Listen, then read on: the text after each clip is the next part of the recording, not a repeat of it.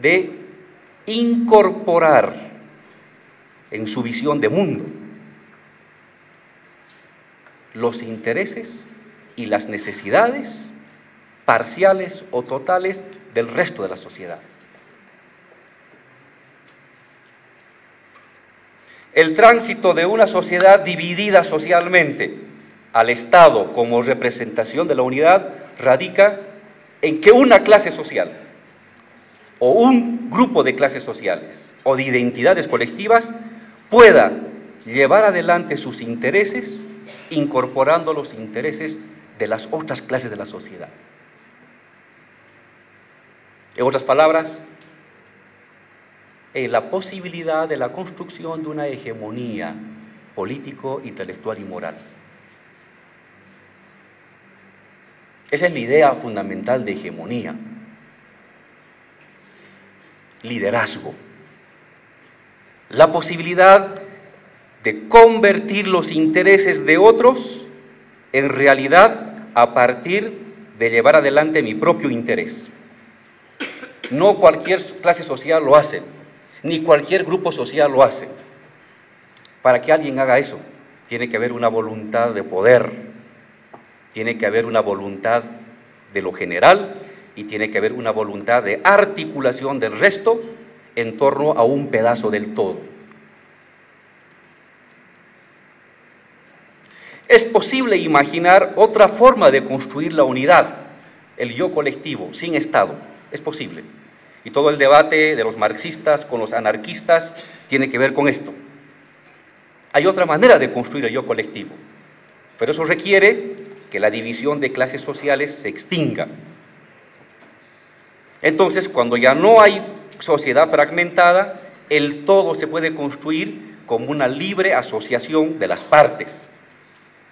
Pero cuando una sociedad está dividida en clases sociales o en identidades colectivas, se requiere que alguien represente al resto. Gramsci le llamaba el bloque de poder, el bloque histórico. Todos los estados modernos, en Estados Unidos, en Francia, en Brasil, en Bolivia, todos, sin excepción, tienen este núcleo organizativo. Un Estado, entonces, es una máquina de poder político que tiene la facultad de monopolizar determinadas decisiones y, en particular, la representación de la totalidad de la sociedad dividida a partir de la conversión de una clase social, de una identidad colectiva, en una clase social líder, es decir, que cumple sus intereses a la vez satisfaciendo parcialmente los intereses de los otros sectores sociales.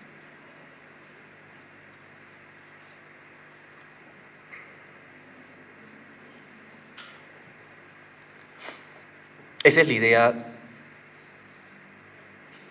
de la construcción, la idea de un Estado. Entonces, sumemos las dos ideas. Un Estado es una máquina política que construye la representación de la unidad de una sociedad a partir del liderazgo moral e intelectual e institucional de un bloque de poder clasista, identitario, que es capaz de articular al resto de la sociedad en torno a sí, a sus intereses. Eso le da la garantía del monopolio de la coerción legítima, la garantía del monopolio de los tributos, la garantía del monopolio de la representación de la voluntad general.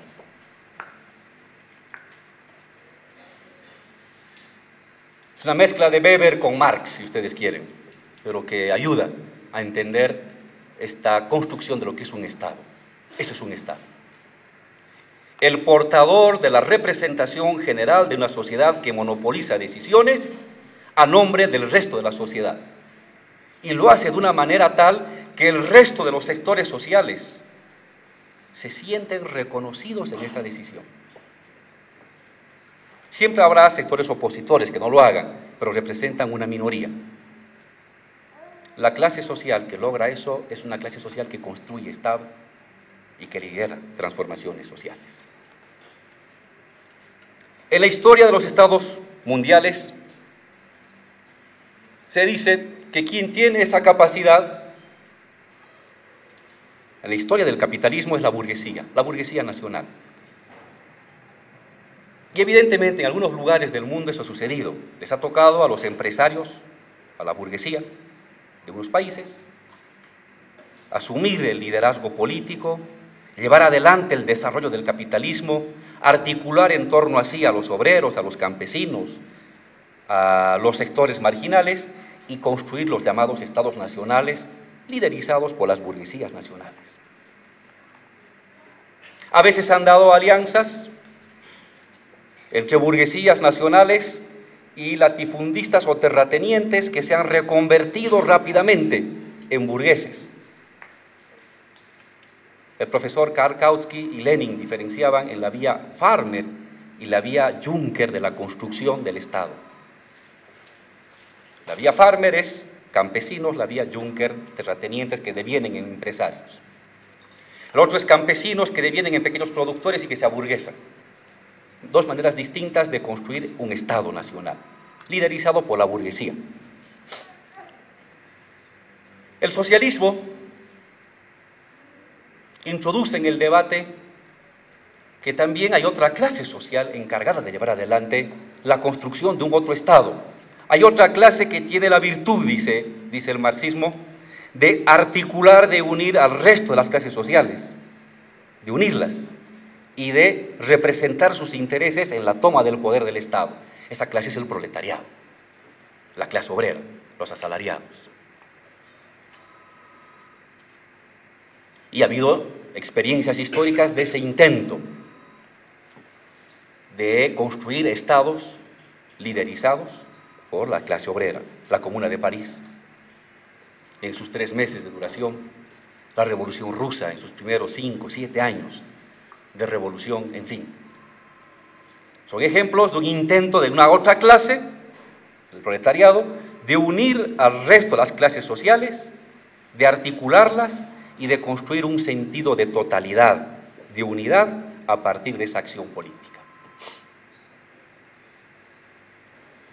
Pero ¿qué sucede en sociedades en las que no existe una fuerte burguesía nacional?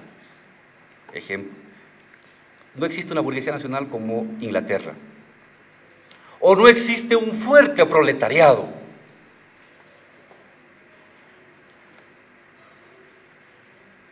Esos son los mundos o las experiencias donde la teoría ya no alcanza, donde la teoría se vuelve insuficiente.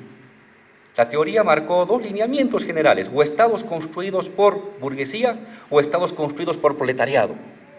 Pero donde no hay una fuerte burguesía nacional y donde no hay un fuerte proletariado, ¿qué pasa? Es una zona ambigua de otras potenciales experiencias.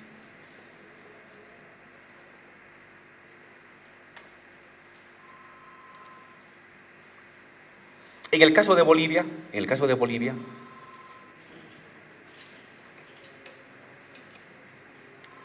está claro que la revolución del 52 y el Estado del 52 no lo construyó la burguesía productiva, progresista del país, porque era y sigue siendo diminuta. Le tocó a la pequeña burguesía, la que llamaba Zabaleta los parientes pobres de la oligarquía, funcionarios públicos, intelectuales, universitarios, venidos a menos, etcétera, que asumieron un liderazgo, construyeron discurso, construyeron aparato político, formaron cuadros, diseñaron un horizonte de sociedad y lograron, a partir de un proceso revolucionario, articular al resto de las clases sociales. En el caso de la revolución del 52, en su vertiente democrática, 52-64, o en su vertiente autoritaria, 64-81, tuvieron un mismo núcleo, a un sector intermedio de clase media, civil o militar, que asumió la habilidad de articular a sectores campesinos, obreros, parte del empresariado local para construir un Estado, el llamado Estado nacionalista revolucionario. Y a su modo, el MNR devino o construyó burguesía nacional, parcialmente. Esta experiencia del Estado en Bolivia y una máquina de poder que monopoliza decisiones, recursos, tributos, coerción legítima, a partir del liderazgo de una clase social que une al resto y construye un sentido de totalidad y de voluntad general, duró 52, 62, 72, 82, 30 años, 33 años. Ese Estado nacionalista revolucionario entró en crisis. Económicamente se desplomó, era insostenible. El discurso del nacionalismo revolucionario comenzó a hacer aguas al interior del movimiento campesino, donde emerge el discurso indianista y catarista en los años 70, desprendiendo el tutelaje del Estado hacia el movimiento campesino.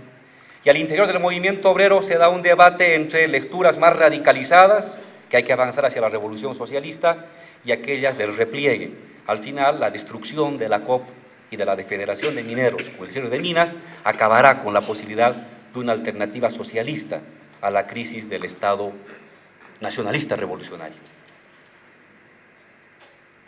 Se derrumbó el Estado nacionalista y surgió otro Estado, el Estado neoliberal.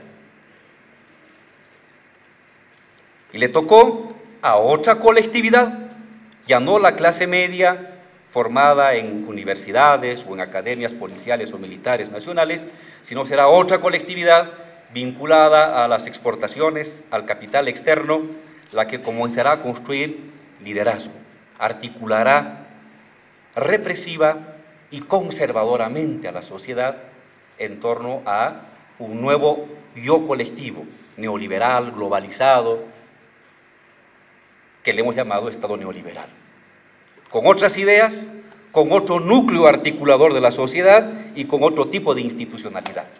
Ya no es el sindicato, la forma de ser ciudadano, sino el voto individual. Ya no es el discurso del Estado como poder económico, sino la libre empresa y la inversión extranjera como los líderes de la economía. Ya no son los abogados o financistas graduados de la UNSA o la Gabriel René Moreno los encargados de diseñar el mando, sino son las personas vinculadas a las grandes transnacionales y a los organismos de apoyo internacional como el Banco Mundial y el Fondo Monetario, y a las universidades Harvard, Chicago, que diseñarán el núcleo articulador discursivo del Estado neoliberal.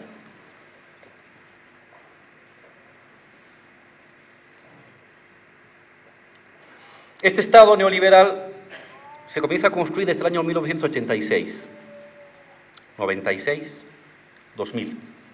El 2000 entra en crisis, comienza a resquebrajarse. Y comienza, así como comienza a resquebrajarse, no hay sociedad que no pueda tener Estado, al menos en tanto haya clases sociales. Alguien tiene que construir el interés colectivo. Y del derrumbe del neoliberalismo emergerá un otro proyecto societal y un otro proyecto estatal, que es lo que estamos construyendo ahora.